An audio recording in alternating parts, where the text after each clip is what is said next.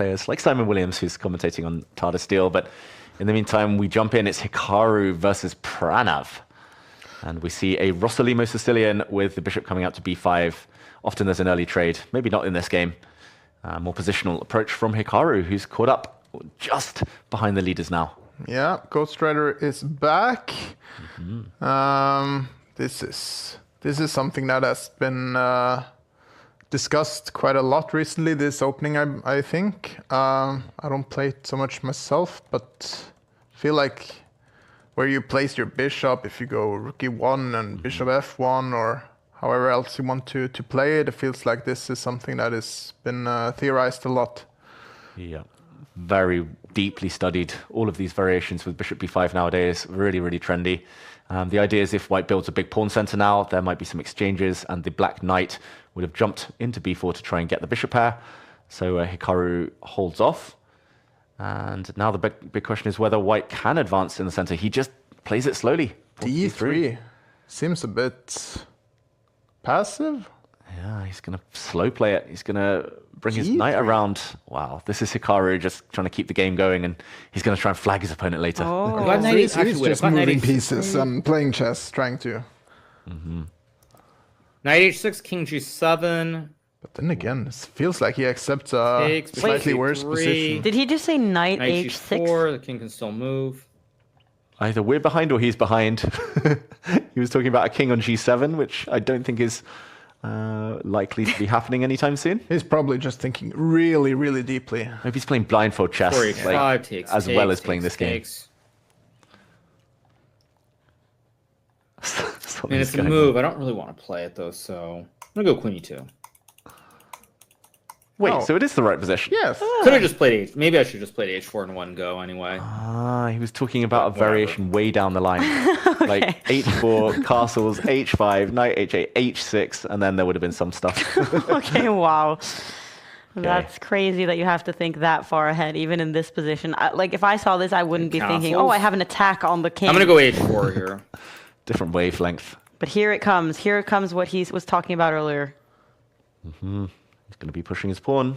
Makes a lot of sense. The knight on g6 is a bit misplaced. Unless it can jump into the center at some point and trade off, it might well get kicked into a really ugly square in the corner. Reasonable move. I can obviously take and play f4 if I want to.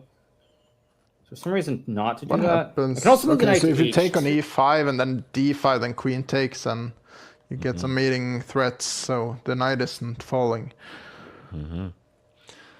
Very, very important variation there. Forcing moves first. Pranav can hold things together with tactics. And it's so interesting when Hikaru was talking about this variation of pushing his pawn all the way up to the other side, and the knight was going to go into the corner, and then that doesn't really happen. So it feels like you spend so much energy looking at things that never happen. That's like 95% of chess. And I can understand that they get exhausted after playing 11 rounds like this, and he's already played blindfold chess earlier in the day. Surely we'll see some big mistakes towards the end here. Exactly. Hikaru had one off round earlier today, but can he avoid that happening again? You're right. More like chess, it's like an ocean. Like there's so much beneath the surface that you just barely see. And Hikaru does look frustrated at himself for being a minute down. That's very rare, a very rare sight. He's pushed his pawns. Black is blocked. The center is very tense. Loads of options for both sides to block, to open things up. But being down on time is something Hikaru hates. So, okay, we see some exchanges. Magnus is doing way better in his game, according to our little live update at the top of the screen. So the pressure is on some of these other players who also have 6 points here. It's very interesting talking about Magnus, that he wins as much as he actually does, because, I mean, surely Magnus has proven that he's the favorite in these tournaments, but if we compare Magnus against the rest of the field, I mean, he should be massively disadvantaged. I mean, I don't know how many percentage I would give him, but I don't know. The rest of the field should win way more tournaments than Magnus. Yeah, he's won 7 out of the 16 Titled Tuesdays that he's participated in after they changed the format, almost half. That's crazy. Especially given how rarely, like Hikaru hasn't won in a very long time, it feels like. I think he's only won once or twice. Yeah. And he's almost at the same level. So Exactly, and I don't think in this split even, it's been a long time since Hikaru won. Alireza Farouja's only won one.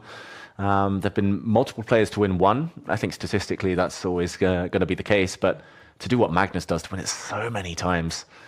I mean, this is a fascinating position in the meantime, with Hikaru kind of banking everything on a later kingside attack. He's kind of just given the B file to black. The white pieces are all a bit stuck. But okay, here we go, an exchange, and at least the white knight now gets a beautiful outpost in the center. Why do you want to give away this beautiful bishop that had the long diagonal? I don't understand this whatsoever. From black's perspective. Black had a bishop here, white had a bishop on d1. Yeah. Comparison is exactly as you say, like positionally. I think there's an urge to do something in blitz that, chess. of course, but I go here maybe. So even though the Still 92 if queen evaluation b7. bar says the white is better, this is really tricky still. I mean, if the white king is really in the open, but right now it's more or less secured. This can turn quickly though. Yeah, So I go bishop d2. Black wants to come in. Say hello. Yeah. He says, okay, you're welcome to trade off. See what he does here. Okay. So if you get an endgame now, queen b1, trading off the queens, I think black should be doing very well, right? Okay, the knight was I hanging. can play but- queen g2. I gotta move. I'm too slow though again. I'm too Hikaru. slow. Yeah, it's what we saw Now? earlier today. Queen b1, Queen queen b1. b3, maybe better. Queen b1 was even stronger there, apparently. But I just think the fact that he had media obligations today, he played that blindfold game with Magnus, has slowed him down. And now Yeah. queen b1. Funny. And pressure incoming. Yeah, exactly. 40 seconds up for Pranav. 50 No seconds. attack. This rook on a2 is just standing there protecting the file. Yeah, Hikaru needed to keep more ammunition on the board to go for the black king, but he just never got his attack started. And now it's very well inside of traffic. Yeah, Hikaru is in big trouble here.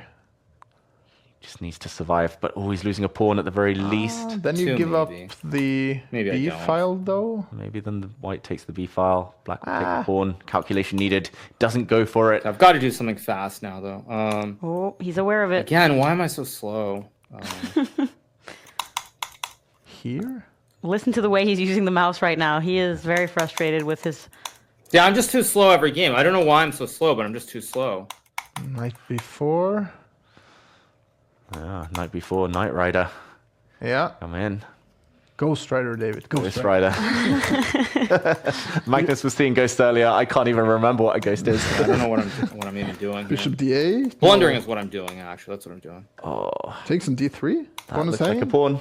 That looks like a pawn. It is edible. Of course, black can just keep pushing Yeah, as I well. mean- Rook b2 incoming.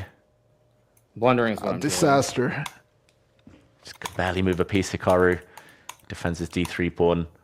But just pushing the rook forward. Check. Getting out of the way of the pawn is going to be enough. Push, push. Push, push, push. Yeah, this is so easily won. Rook h1. Yeah, rook anywhere on the first rank now. And he's going to be making a new queen. Rook g1. Very similar. Yeah. Ooh. Queen. Taking his time though, Pranav. It's evened out quite a bit on the clocks. He's respecting his opponent. He's Yeah, I'm just blundering. I'm just too slow. Can also take on b4. If the white rook takes, there's a check with a skewer. The white knight's going to jump in the way, but will get hit. And the king of pawn endgame is going Yeah, to I'm lose so- the white. The b pawn. Here we go. Transition. Oh. Yeah, I mean, I'm just too slow. I mean, every Black game king I'm is too in time. slow. Yeah, right. I'm just too slow for no reason. I was fine in that game too, but I'm too slow. I don't know why I'm so slow today, but I've got no rhythm. I was also completely fine around here. Oh, wow. Well, it's an annoyed Hikaru Nakamura who's saying that he's way too slow. And the clock certainly had a part in that game. And that means that Hikaru, he's going to have 6 out of 8 points